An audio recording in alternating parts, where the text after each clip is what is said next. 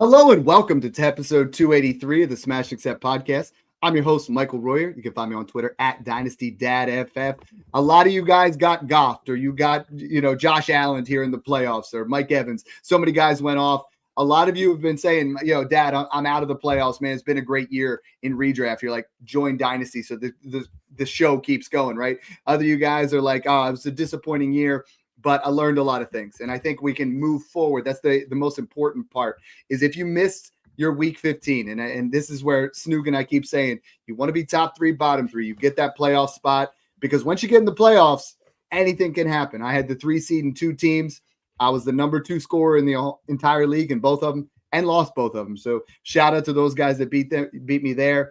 But you got to be in position to win. The best way to be in position to win, Snoog, is to dominate your rookie draft. And my brother, we're talking 2025 rookies at that wide receiver position today. This is the best time of the year, Dad. I mean, not only did the Texans just clinch a playoff berth, but watch Jahmyr Gibbs drop 28. Watch Alvin Kamara with the catch of the week with that one-handed sideline grab. So big week for me. It wasn't looking good for me going into the week after that Thursday night disaster class by the Rams and 49ers. I thought I was going to have a lot of bad beats and some really good teams. But we bounced back. Looking like we're going to probably end up losing like 3, maybe 2 games, but we had some good comebacks. So looking to have like 20 teams in the playoffs next week in round 2. So I'm excited.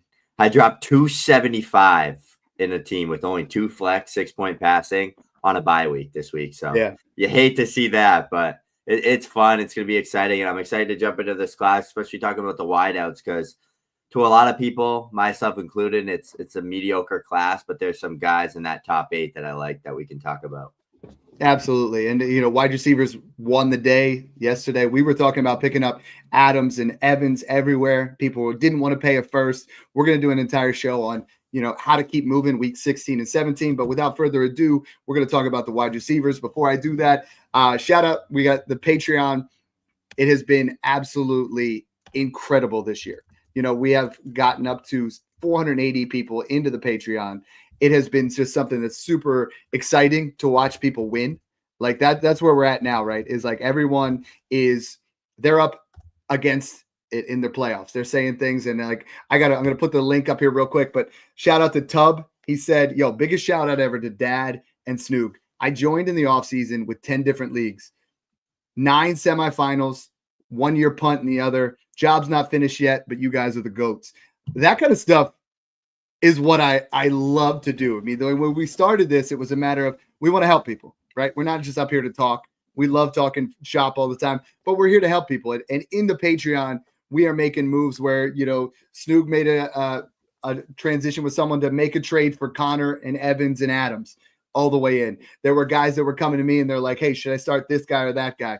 And a lot of us, we steered people in the right direction. One guy came up and he's like, I really like Sincere McCormick. I'm thinking about starting over Brian Thomas Jr. this week because he's against Sauce Gardner. I'm like, don't do it. Just don't do it. So last year we nailed it with the wide receivers. We were telling you to take Ladd. We were telling you to take Brian Thomas. We were telling you to take Neighbors. We were telling you to do those things. This year's class, if you like Mike Evans, you're going to love Tet McMillan. I mean, Tet McMillan is just phenomenal. You look at him and he is someone 6'5", 212 pounds. He possesses a rare combination of size, hands, route running ability. He is the wide receiver 1 in this class. No doubt about it. I'm going to start putting together a combined combination of the two. And I have him pretty close to Brian Thomas Jr. coming right out. I don't think he's on the same level as Neighbors, but he wins at all 3 levels of the field. Elite red zone skills, full route tree with separation. And Snoog, when I look at him, it's Drake London and it's Mike Evans. Drake London on the low end, Mike Evans on the high end. So you're getting a top 15 dynasty wide receiver day 1. Last year, we said Neighbors and Marv were going to be top 12 day 1, and they are. Marv has been a little bit slower towards it.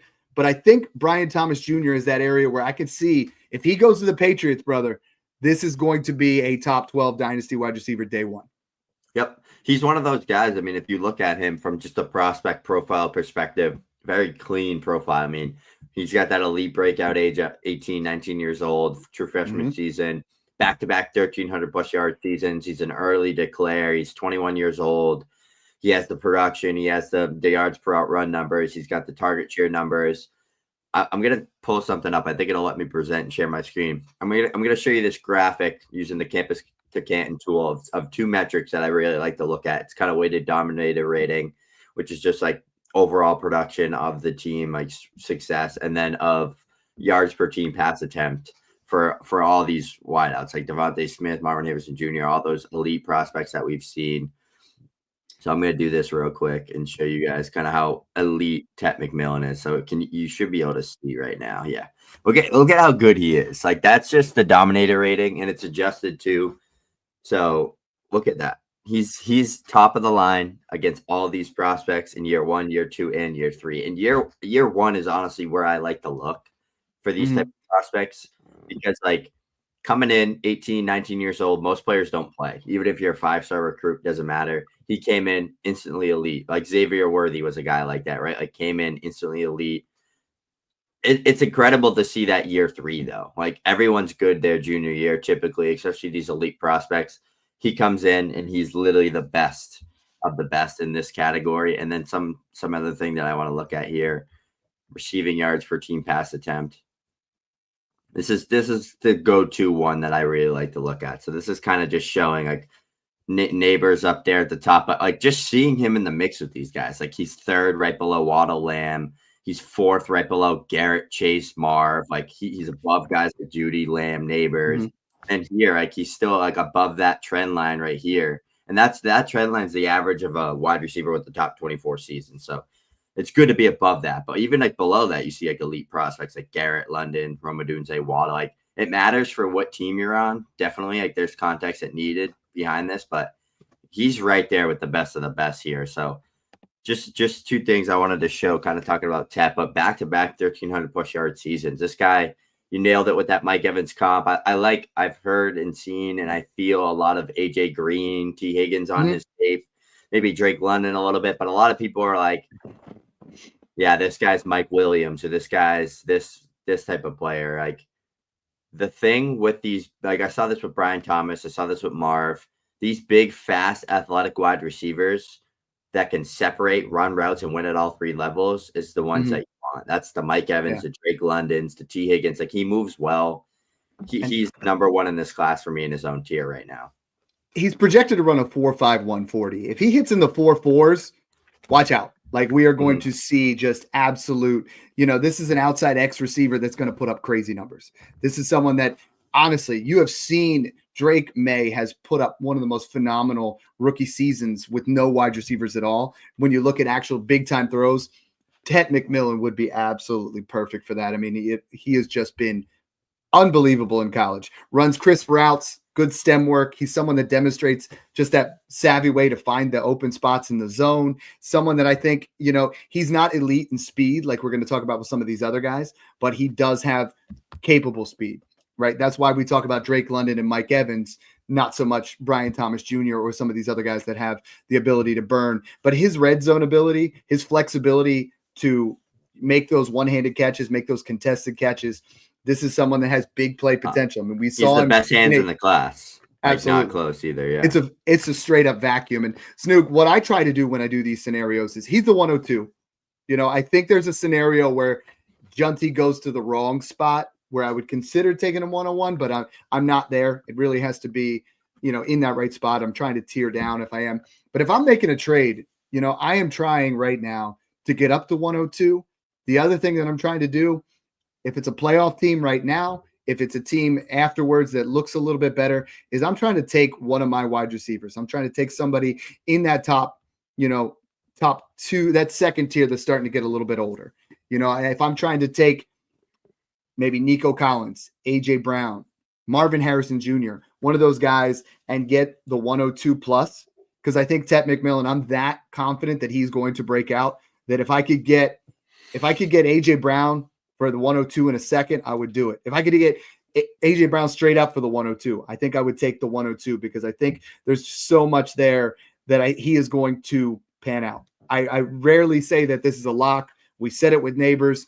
We were there with Brian Thomas Jr. I'm pretty sure this is a lock. You know, a lot of people are Yeah. going to say because he doesn't run 4.4 that he's not going to be able to separate. He does separate. He's a nuanced, you know, route runner. This isn't N'Keal Harry. Everybody brings that up. This isn't Yeah, one of those guys I've been that hearing can't that too. separate. This isn't Quentin Johnston. You know, like this is Quentin Johnston if he could separate and have hands. And if he could, you know, catch like the this is ball. not right. This is Quentin Johnston's low key. You know, going to put up I think 12 plus I think the touchdowns. best. But I think the best comps for him that aren't like, all right, come on, like the AJ Green ones, like, all right, AJ Green's like damn near Hall of Famer. I think T Higgins is a really good, Same team, strong, T. safe Higgins. comp, and I think Drake London's a really good, strong, safe comp. I think a good like, he doesn't play like George Pickens, but that could be like another one.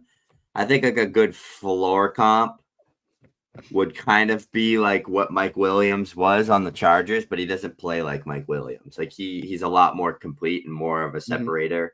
Now, I would take BTJ over Tet right now. Yeah. 100%. So Prospect was saying BTJ is now Brian Thomas Jr. worth the 102 plus. And as of right now, he is worth more than Tet McMillan. He is not worth more than the 101.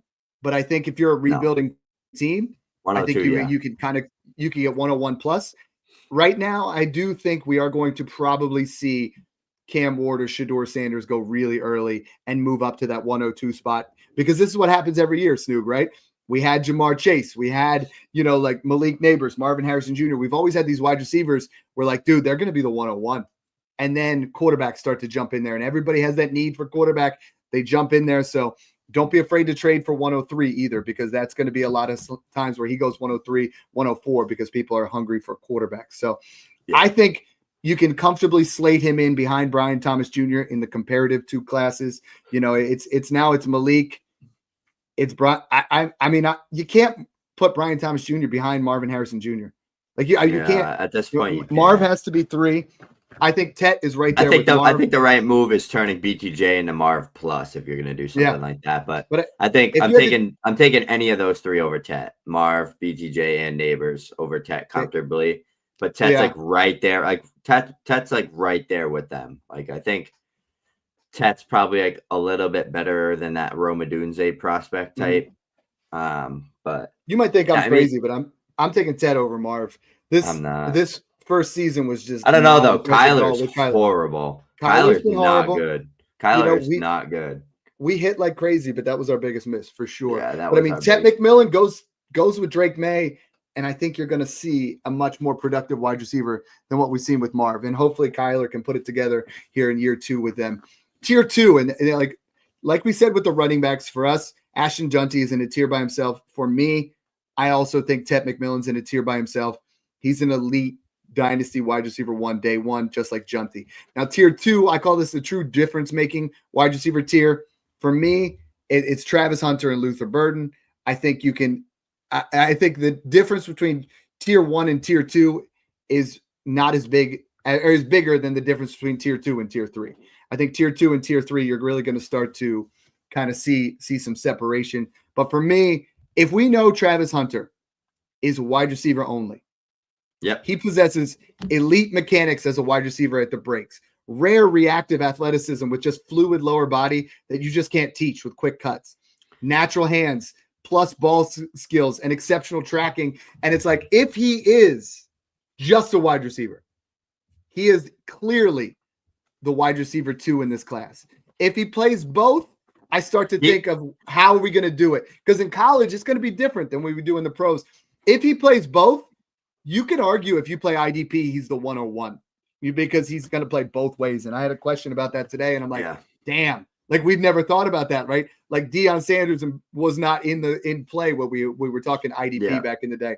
So him and Burden, I like him better than Burden as a wide receiver. I just worry that if he's playing both ways, we might not see his true potential. I'm gonna just kind of touch on why Travis Hunter, how I feel about him as a wideout, and kind of my kind of analysis on him, because I had time to watch a lot of Travis Hunter after he won the Heisman. I was like, all right, obviously I watched a lot of Colorado football the past 2 years. I knew he's him. I knew he's gifted. I knew he's an elite athlete. I just wanted to see the plays that sometimes you miss, right? Like the play doesn't go his way, or it's like maybe it's an overthrow, like some things you miss.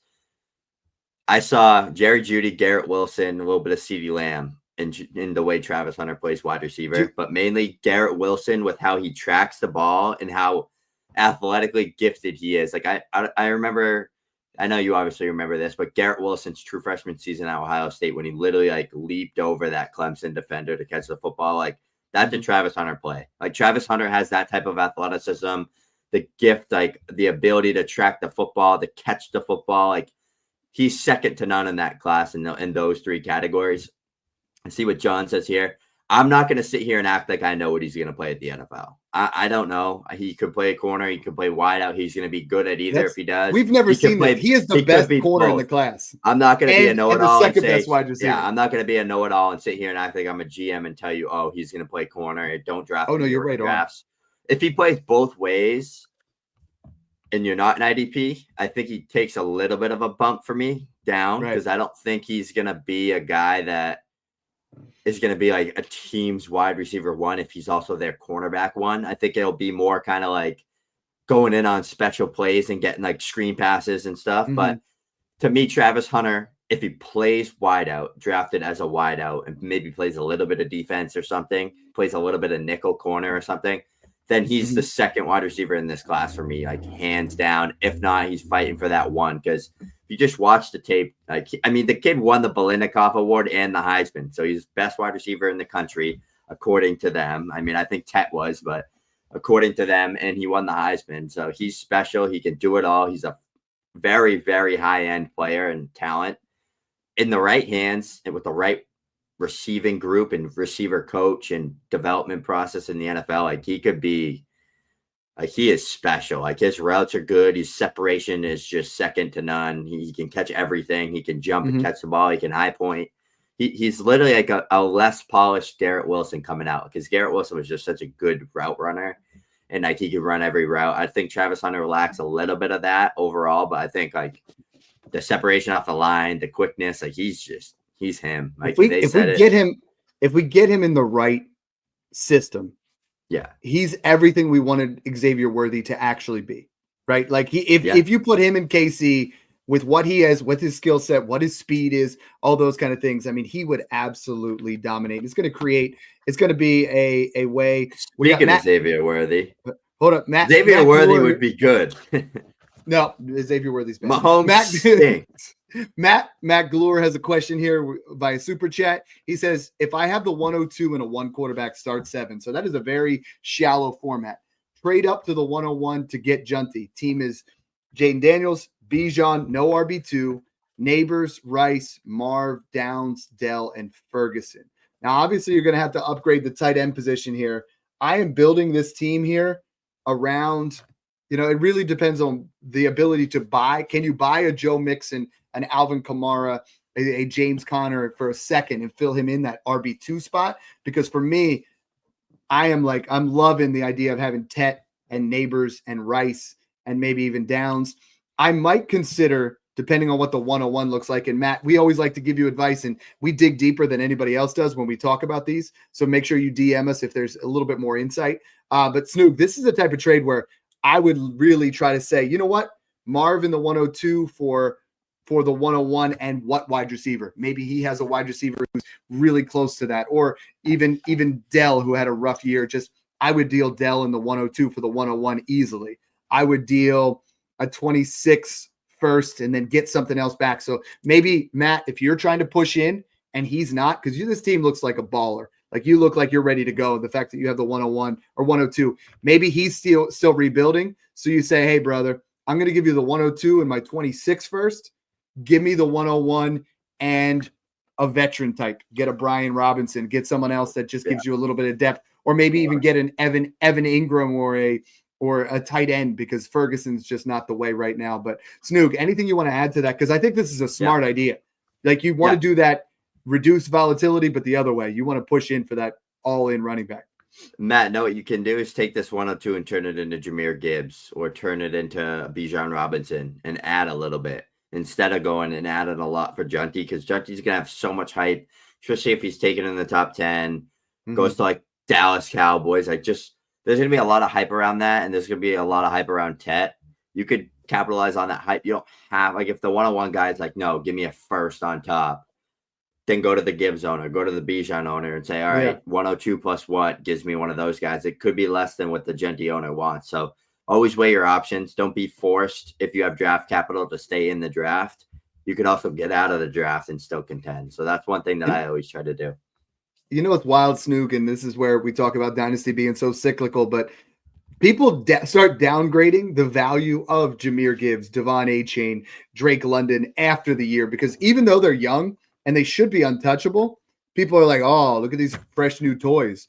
You know, this guy's the new guy, and dad says that Tet's going to be like Mike Evans. Well, I better trade for that. I mean, yes, that's what we're comparing him to, but that doesn't mean that he's going to pan out. When you have an opportunity to get a Gibbs, I'm with you, man. Like you go in for that. You try to make that move, or you trade the 102 for, you know, Brian Thomas Jr. You trade the 102 for an ascending piece plus, you know. So I love that question. Make sure you guys, all of you guys can do this in the Discord. That's patreon.com/SmashAccept or on our Twitter DMs. We'll answer the initial, but we're not going to keep our DMs open very long. My QB2 in the 2025 class just decided to go back to school, so I'm going to break this news live on the pod. Drew Aller is going back to Penn State for his 4th year. Yeah. So it seems like makes 2026 picks a little bit better. Aller and Stewart, I thought, were the two guys that I was ranking, but I'm like, I feel like they go back. So I have the next guy that's interesting. Kind of a phenomenal season last year. This year, not so much. Still just 21 years old. Runs a 4.41 140. Someone that's 5'11", 208. Yak machine. You know, like he is someone that has Debo, or now we don't want to say Debo because that sounds bad. Rashee Rice type yak ability is Luther Burden. So Luther Burden was neck and neck with Tet McMillan when we were talking last year. Now he's dipped down. I think I have him at 2. If, like I said, if Hunter plays both ways. Same. So like that's where they're in that same tier. Still a difference-making player. Someone that has just unbelievable skill set when it comes to the open field. A twitchy athlete with an explosive first step. Someone that if you get him the ball, I think it's Jaden Reed on steroids. Like I think he's better than Jaden Reed. But you remember how early in the year Green Bay was getting Jaden Reed involved in jet sweeps. They were getting him bubble screens. They were getting him involved in all areas of the field. He's bigger than Jaden Reed. He's more physical. And I think he is going to be someone that you're going to get in your rookie drafts a lot of times at 107, 108. But I think he has top 20 dynasty wide receiver potential to maybe even jump into the top 15. Yeah, he's fun. I mean, he's another one. True freshman breakout, over 750 total yards, 8 touchdowns, great in the SEC. I mean, he had 60+ receptions. And then that sophomore year was special. I mean, he went for 1,200 plus, 86 receptions, and 8 touchdowns. Like, I actually put out a tweet, and I was like, I feel like Luther Burden kind of, just because of the year he just had, it was honestly really, really bad this past year. I mean, it wasn't ideal, right? Like, I mean, he was below 700 yards. Like, you would love to see more of that from him, especially like a player with that type of pedigree. But if you watch the film, and I saw a lot of guys when I was doing a lot of research on Luther Burden, there was so many times he was overthrown on touchdowns, or he's pretty sure he had like 3 or 4 touchdowns called back from like stupid penalties. Like one of them was like an illegal shift that wasn't an illegal shift or something. It was like an 85-yard touchdown he had. So he had a lot of plays that's like, yep, that's a Luther Burden. His ability to track the comp is DJ Moore. His ability to track the football is great. He's one of those good athletes, yak machine. But I also gave out I threw out some other comps out there just for like some ceiling and fuller comps. I see a little bit of Curtis Samuel. I see Debo. I see Jaden Reed. I see DJ Moore. I see a lot of these guys. So I see a little bit of Rashee Rice, I guess, a little bit. So those are kind of like some comps you could toss up to him. Like, I don't think he's going to be this A.J. Brown, Garrett Wilson, CeeDee Lamb. I think he'll be like a DJ Moore, maybe like in that Chris Olave-ish type, like top 20 wide receiver range at best. But good prospect. Analytics are good. Like, everything about him looks good. So I'm impressed with Luther Burden. I want to watch more film on him and more takes. But yeah, what Prospect just said, it's between him and Emeka for that 3 spot or that 2 spot if Travis Hunter plays DB for me. So those two are in their tier together. And I think it's going to come down to just who gets the better landing spot, I think, for those two. Yeah. And I think you're like, I see him as Reed, or maybe if you're old school like me, Randall Cobb plus. I think he's going to be a good wide receiver. And this is the difference between 2024 and 2025, and why we told you to buy the running backs in 2025 and load up on wide receivers in 2024, because I don't have, right now, Ladd's the wide receiver 4 in the class, and outside, I mean, he's above it. Tet's the only one that's even close with Ladd McConkey in value right now. And I think that's kind of where you're at. So you want to invest in the running backs in this class, and that's why you look at most of our mocks, and we're going to be doing one soon. It's going to be heavily driven with running backs in the middle. I think you're going to have Junty at the top. You're going to see Tet. You're going to see 2 quarterbacks. You're going to see 4 more running backs before we even consider taking Burden. Maybe Hunter's up in that area, but that's a lot to digest. Moving into the next tier, and you and I, we have it slightly different here. I think you have Ibuka. It's in this tier as well. Yeah. I still have him as my next. I have him a tier below, but I have him in that same also as my wide receiver 5. So talk to me because I say tier 3 is a high upside wide receiver 2. Like, I think it's a player in tier 3 where they could, in a good offense, they could really thrive. I see him as a really high-end wide receiver 2. I think Burden and Hunter in the right offense could be a 1A. But do you see Ibuka as someone that's in that 1A, or do you see him as a high-end 2? He's a high-end 2. My comps for him, I've watched him a lot in college. I mean, his sophomore season was very special with Marv when they actually had a good quarterback in CJ Stroud. He put up 1,100 yards, 10 touchdowns, 75+ receptions. He has a nose for the end zone. I mean, even this year, he had 9 touchdowns, like 60+ receptions. He's a very, very high, safe floor guy. I think he might have the highest floor in this class at the position. Terry McLaurin, Tyler Lockett, similar type of play styles to me. Those are kind of those ceiling-ish comps. Yeah. He's a guy that's you could bake on a top 30 dynasty wide receiver pretty easily, I think. So I think he'll be a first-round pick or an early second-round pick, but he has amazing hands, good route runner, good in space. Tracking the ball is great, like one of those type of players.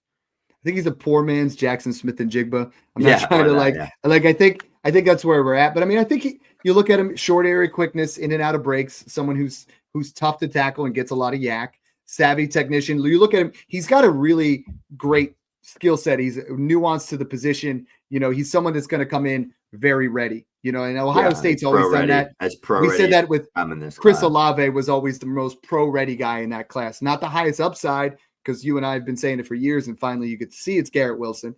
Again, this is going to be someone with not the highest upside, but very pro-ready right off the bat. And that's why I love him. That's why we loved Chris Olave in the right situation as a wide receiver too. It'd be beautiful, in a high-volume offense. Ibuka is going to be in that same way. I have my wide receiver 5. Yours right now, you have it as Tez Johnson. I'm starting to, and I know we're early in the process, but I know you have him as your 8. I'm starting to love Isaiah Bond, like someone that looks like 4.28 projected 40, someone with track speed, stacks the corners, and has the ability to just blow the top off the defense. Versatility. He lined up in the slot. He lined up on the outside. You saw him getting used in jet sweeps because of his yak ability. I mean, we kind of missed with the 2 Texas wide receivers last year. Is Bond the guy this year? Is he going to be someone? I think if he gets in the right offense again, this is someone that I think could really boom. Let me throw you out 2 comps for him, and let me know if that's what you saw. Wan'Dale Robinson, Josh Downs. I think Bond I like the Downs.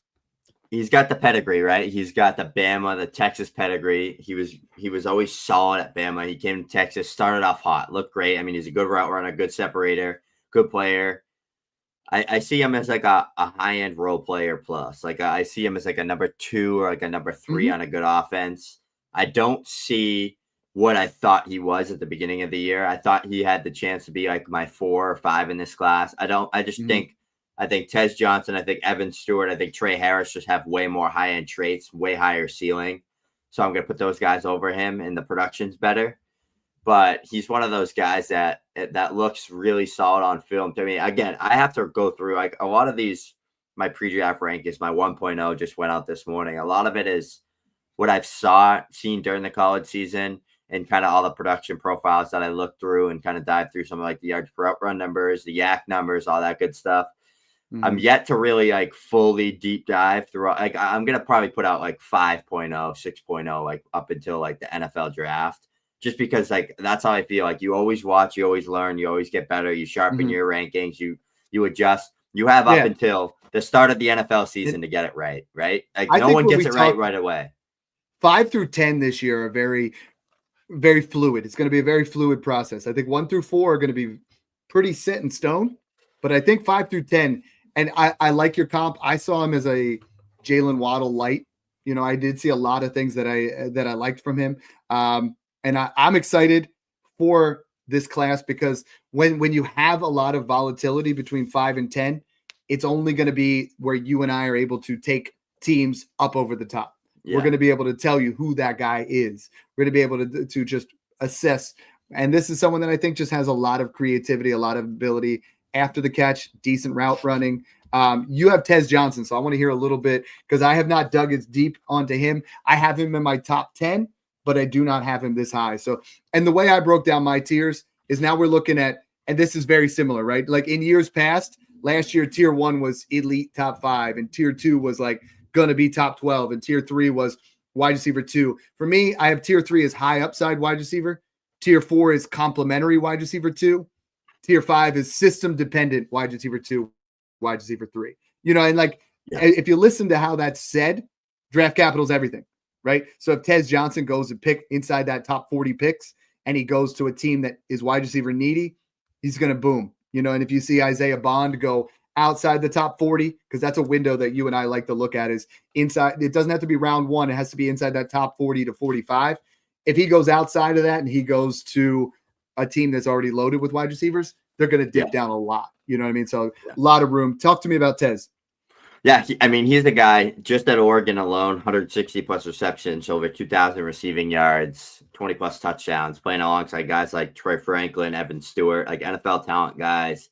The thing with him to me is the comps. Another one, Josh Downs, Tank Dell, the comps I see. I think those are good ceiling outcomes too. I don't think he's going to be like this Garrett Wilson, but I think he'll be like a Tank Dell. He'll be a good value. He'll probably be like an early second, mid-second round rookie pick.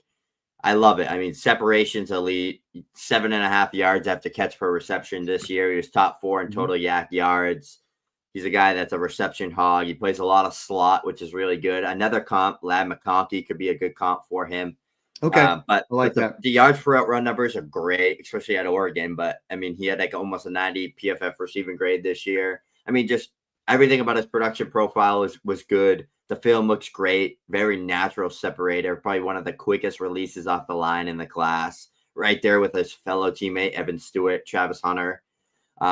He's just the kind of player I like. I like those twitchy, flashy, like Garrett Wilson, Devontae Smith. Like those type of receivers are always fun to me. They're always undervalued. So those are the type of guys I like. And I mean, I like to see like, okay, he's producing. He's good. He's good on this team. Who are the players around him? And he had other NFL talent around him. So just good to see that he was performing. I mean, 1,200 plus yards alongside Troy Franklin, who's a Debbie Darling to a lot of people. And a lot of people thought he was going to be a first round pick. Didn't work out that way. There's a lot more to it than just how good you are at football. I mean, what's your characteristics like? What's your off field issues like? Tez Johnson every single day was out there putting out numbers against him. Evan Stewart, they get the number 1 wide receiver in the transfer portal. Guy I love in this class. Every day, outproducing him day by day. So it's just, you got to give the man his flowers. The film looks great. He's my wide receiver 5 in this class. And right now, things are subject to change. But in the tier with Trey Harris and Evan Stewart, who we'll talk about next. Yeah, they're exactly. So the next tier, and I have him as tier 4, and we're going to talk about these kind of guys. I have Trey Harris, someone who's, you know, red zone threat, next level ability at 50-50 balls. You already mentioned, you know, Evan Stewart. I have Evan Stewart in tier 5 because I don't think he's coming out. But if he does, he had a better 2023 than he did 2024, which is why sometimes I think he might go back in the same area. I mean, I know they're not as much household names, but I love Xavier Restrepo, like someone that just in the slot. I liked him a lot more, like Ladd McConkey. I'm going to mess the name up. I know I am. Is it Alec Ayamanor? Yeah. All right. I like him. Eli Iomaner. Eli. Okay. That sounds Stanford kid. Yeah. No, but I mean, he's someone that, you know, deep threat, stretches the field. I like Jaden Higgins a lot in this area. Evan Stewart, Jalen Royal. You have also on there White in that area. Like this is that area where it's just going to be a lot to unpack throughout the next couple of months. But let's talk real quick. I mean, Trey Harris, you and I both agree that he's right up there as number 6. We didn't quite agree on our number 5, but we agree on number 6. Red zone threat, just with next level ability with those 50-50 balls. Trey Harris is someone that jumps off the tape when you watch just the highlights. So you don't dig in, but you watch the highlights. He's got a lot to like. You want to talk about who the Biletnikoff would have been? This guy was averaging 5+ yards per route run before injury. He had 1,000 yards in like 6.5 games, 7 touchdowns. Last year, 900+ yards, 8 touchdowns. Like production profile looks good. He's a guy that gets in the end zone a lot. Mm-hmm. I fear his play style and skill set is a dying breed in the NFL, and that's my one knock on him. These contested catch, big athletic guys that are he gives me like, I never liked Rashad Bateman a lot coming out, and he doesn't play like him, but like that 6'1" to 6'2" range, like this is what people thought Brian Thomas Jr. was, but I just saw Brian Thomas Jr. as someone completely different. Like I saw everything he did on film. I watched every game, everything I could find on him, and I was like, this guy moves like a gazelle, and he's like 6'3". With Trey Harris and with some of these other guys, Treylon Burks, like good hands, catch everything, touchdown scores, like good yak players, but there's just something about them that you're just like, I can see them being great. I could also see them being nothing. And that's the feeling I'm getting with Trey Harris as of today, as of December 16th, 2024.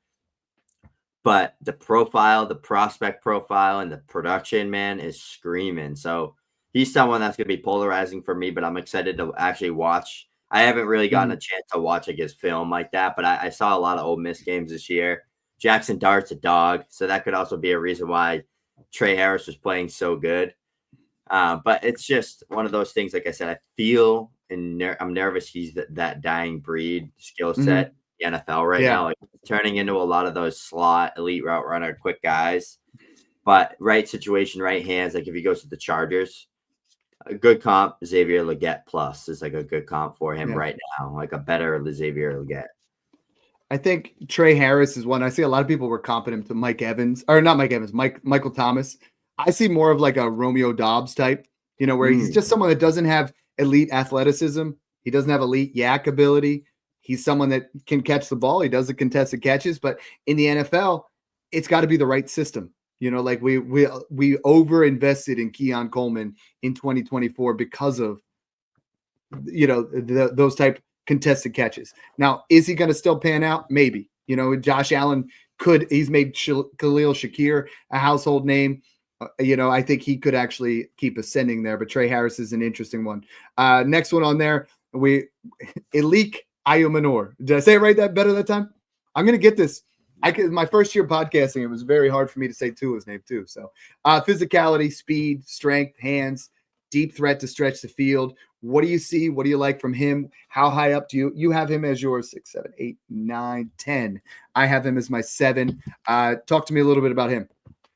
He's one of those guys I need to watch a little bit more on too. But I mean, he was making plays. He has pretty good production. I'm just at that point. I know it's going to be during that range where it's like, all right, is it him or is it a 5-star recruit, stud Debbie Darling, like Evan Stewart, who just has all those high-end traits that I look for? Evan Stewart's one of the best route runners, one of the best release, one of the best separators in this class. I could see him being one of those guys that people are like forgetting about, and then he just ends up getting early day two draft capital, and then he all of a sudden gets a ton of value. Because like he's one of those guys to me, like I generally watch him. I stayed up till 2 a.m. watching him the other night, laughing at my phone at the stuff he does to people, like his routes. And like there's a play against when he was on Texas A&M as a true freshman. He just snapped the DB right off the line of scrimmage. The ball was underthrown and he had to come back and he mossed the same DB that he broke his ankles off the line of scrimmage. Like he has those high-end traits I love. And I think if it was just a talent perspective, he'd be anywhere up until like the wide receiver 3 in this class for me. If it was like I could decide who I draft based on talent and what I see on film, but like the production, I don't know if he's like, if there's issues off the field. I know he just came to an Oregon team with Tez Johnson, who was already there, already producing that system. Like it's hard to come into a team and just steal what was already working from a player that you play similar to. But I think like if he was to go to Texas, like I wanted him to instead of Isaiah Bond, I think he would have had a really good year. So I just think context is needed with his profile, but he reminds me of a lot of like how Jaden Reed at Michigan State was, and like how some of these guys are that are just great separators. They can catch the ball, they can play big for their size. And I mean, he was a very high end recruit. He had that true freshman breakout at A&M. So love Evan Stewart. He's probably my favorite wide receiver in this class. The other reason why I'm so excited about running backs in this class, Snoog, is it's the easiest position to predict. You can you watch you don't have to reach on all these wideouts. You can just take the running back. You watch the tape on running backs and you know, right? And they're outside of Hunter, Burden, McMillan, and Egbuka, you don't know. Like they could hit, and we're gonna give a lot of insight into this. We're bringing this out real early. I mean, heck, we're talking about it before Christmas. We're going to continue to do this, but we wanted you to get an idea of it. You know, Snoog, I don't think any of these guys, other than Egbuka, might be a late first in your rookie draft by the time it's all said and done. You know, like someone's going to get a dream landing spot, and we're going to move him up there. But, I mean, Tet's probably going to be the 2, with Hunter and Burden being somewhere between 5 and 8. And I don't think we see another wide receiver in the first round. The tricky part is going to be where do these guys fall into the second round? Because we've always talked about, you know, every single one of the round ones this year except Xavier Worthy hit. Round 2 was tough, right? We had Adonai Mitchell, who we loved during the process, but we didn't like him going to the Colts. And we had Xavier Legette, who got really high draft capital, but we didn't love during the process. Then we had, who else was in that area? I mean, we had, help me out here real quick. We had Javon Baker. We had Baker who decided to be a thug. His draft capital fell off. Franklin's draft capital really fell off. We had we didn't like Jalen Polk at all. We didn't like Jalen Polk at all. Jalen Polk didn't pan out. We loved Ladd. We wanted Ladd to be a Pat with Drake May. Yeah. We loved Nye Mitchell, who got terrible situation with Anthony Richardson, who can't even complete 5 passes. If you look at mocks right now, I mean, it's even the second round is heavily driven by running backs. You know, like I can see a real scenario when you get to that second round, and we're going to start talking to more. We're going to start diving into what those look like. So I'm buying seconds right now because they're still cheap. And I think you're going to get some guys, some running backs that have crazy upside. But just looking at it right now, I mean, I think Egbuka is an early second, Bond's an early second. And then you start to really, these other guys are going to be mid to late seconds. Unless Evan Stewart gets the right, you know, he has, if you talked about it last year, he would have been in that tier 1, maybe tier 2. Yep. This year was just kind of fell off a little bit. So, I mean, I think we're going to really look at that. Going to dig deeper into Jalen Royal, into Restrepo.